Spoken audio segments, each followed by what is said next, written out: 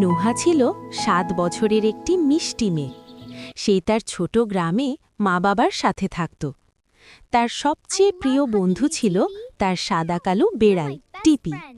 টিপি সারাক্ষণ নুহার পেছন পেছন ঘুরত। একদিন বিকেলে নুহা দেখল তাদের গ্রামের এক দাদু খুব চুপচাপ বসে আছেন। দাদুর নাম ছিল করিম দাদু।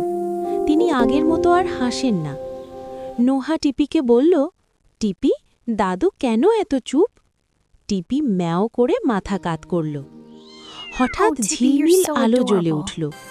এক উপকারী পরী এসে বলল, নুহা, দাদু একা বোধ করছেন, তুমি কি তার মুখে হাসি ফেরাতে চাও? নুহা খুশি হয়ে বলল, হ্যাঁ চাই। পরী বৃষ্টি করে বলল, জাদু নয়, ভালোবাসাই আসল জাদু। নুহা আর টিপি মিলে দাদুর জন্য ছোট্ট একটা চমক বানালো।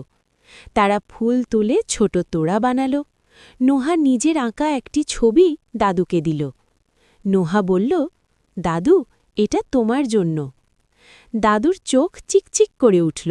তিনি হেসে বললেন, আমার ছোট্ট বন্ধু, তুমি আমাকে খুব খুশি করলে। টিপি দাদুর কোলে লাফ দিল। দাদু হেসে উঠলেন। পুরো উঠান ভরে গেল হাসিতে। দূরে দাঁড়িয়ে পরী হাসল, তারপর আস্তে করে আকাশে মিলিয়ে গেল। সেদিন নুহা শিখল, ভালোবাসা আর একটু যত্ন দিলেই কারো মন ভালো করা যায়।